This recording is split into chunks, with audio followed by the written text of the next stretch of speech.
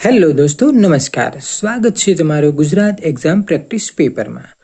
આજના વિડીયોમાં આપણે જોઈશું એસઆઈ, એમપીએસડબલ્યુ અને એફએસડબલ્યુની પરીક્ષા માટેના ખૂબ જ મહત્વના MCQs.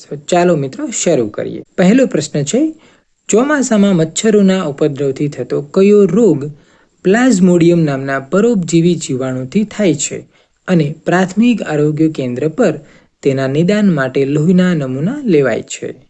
Option A dengue, option B malaria, option C typhoid, option D chikungunya. તો સાચો ઉત્તર છે મિત્રો ઓપ્શન બી મલેરિયા. હવે મલેરિયા એ એનોફિલિસ મચ્છર કરડવાથી અને પ્લાઝ્મોડિયમ નામના પરોપજીવીથી થાય છે. આગળનો પ્રશ્ન, આરોગ્ય કેન્દ્ર પર સગર્ભા માતાઓ અને બાળકોમાં પાંડુ રોગ એટલે કે એનિમિયાના નિદાન માટે લોહીમાં શેનું પ્રમાણ માપવામાં આવે છે? Option A haemoglobin, option B શ્વેતકણો, ઓપ્શન સી ત્રાકકણો, ઓપ્શન ડી શર્કરા. સાચો ઉત્તર છે ઓપ્શન એ હિમોગ્લોબિન. શરીરમાં લોહીની ટકાવારી એટલે કે હિમોગ્લોબિન ઓછું હોવાને કારણે એનિમિયા એટલે કે પાંડુ રોગ થાય છે.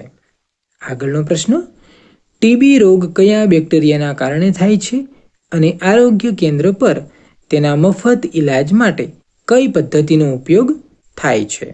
Option A salmonella ORS, option B mycobacterium DOTS, option C vibrio penicillin, option D plasmodium chloroquine. તો સાચો ઉત્તર છે મિત્રો ઓપ્શન બી માઇકોબેક્ટેરિયમ એટલે કે માઇકોબેક્ટેરિયમ ટ્યુબરક્લોસિસથી ટીબીનો રોગ થાય છે અને તેના ઈલાજ માટે ડોટ્સ નામની પદ્ધતિ વાપરવામાં આવે છે. આગળનો પ્રશ્ન, ચોખ્ખા પાણીના સંગ્રહમાં ઇજિપ્તી મચ્છર કરડવાથી કયો રોગ થાય છે જેમાં દર્દીના લોહીમાં ત્રાકકણો એટલે કે પ્લેટલેટ્સ ઝડપથી ઘટી જાય છે? Option A malaria, option B હાથીપગો, option C dengue, option D ઝાડા ઉલટી. સાચો ઉત્તર છે option C dengue. Dengue aedes aegypti મચ્છર કરડવાથી થાય છે અને તેમાં દર્દીના બ્લડ પ્લેટ્સ ખૂબ જ ઘટી જાય છે. આગળનો પ્રશ્ન, દૂષિત પાણી અને ખોરાક દ્વારા ફેલાતા ટાઇફોઇડ એટલે કે મુદતી તાવના ચોક્કસ નિદાન માટે ગ્રામીણ આરોગ્ય કેન્દ્રોમાં કયો લેબોરેટરી ટેસ્ટ કરવામાં આવે છે? Option A ELISA test, option B Widal test, option C સેબિનાટ test, option D Mantoux test. સાચો ઉત્તર છે option B Widal test. Typhoid તાવ સાલ્મોનેલા ટાઇફી નામના બેક્ટેરિયાથી થાય છે અને તેના નિદાન માટે વિડાલ ટેસ્ટ કરવામાં આવે છે.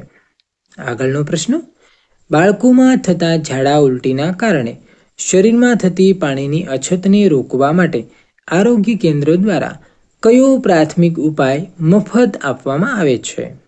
Option A paracetamol, option B ORS અને ઝીંક, ઓપ્શન સી કેલ્શિયમની ગોળી, ઓપ્શન ડી આયર્ન સિરપ.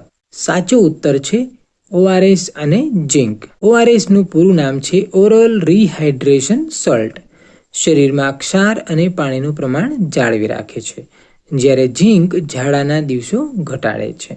આગળનો પ્રશ્ન, કૂતરા અથવા અન્ય હડકાયા પ્રાણીના કરડવાથી થતા હડકવાના બચાવ માટે જિલ્લા પંચાયતના કેન્દ્રો પર કઈ રસી મફત આપવામાં આવે છે? Option A BCG, option B ARV એટલે કે anti rabies vaccine, option C DPT અને ઓપ્શન ડી ઓપીવી. સાચો ઉત્તર છે ઓપ્શન બી એઆરવી એટલે કે એન્ટી રેબિઝ વેક્સિન. હડકવા એક જીવલેણ રોગ છે. તે પ્રાણીના કરડવાથી થતો હોય છે અને તેના માટે તુરંત એન્ટી રેબિઝ વેક્સિન લેવી જરૂરી છે.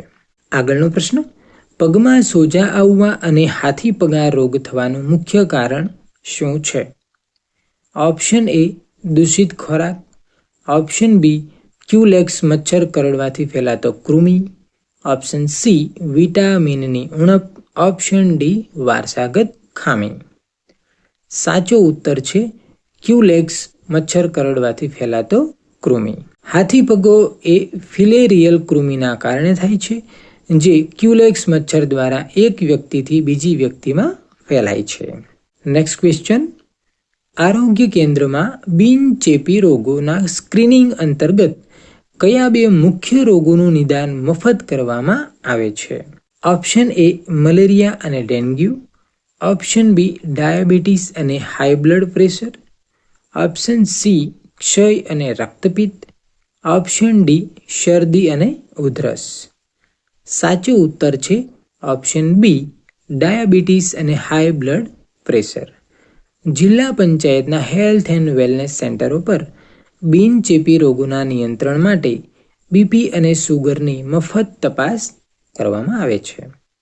Next question. નવજાત શિશુઓને ઝેરી કમળો, ધનુર અને ઉટાટિયું જેવા જીવલેણ રોગોથી બચાવવા માટે રાષ્ટ્રીય રસીકરણ પત્રક મુજબ કઈ મુખ્ય રસી આપવામાં આવે છે? Option A pentavalent, option B rotavirus રસી, ઓપ્શન સી MMR રસી, ઓપ્શન ડી કોરોના રસી. સાચો ઉત્તર છે પેન્ટાવેલેન્ટ રસી.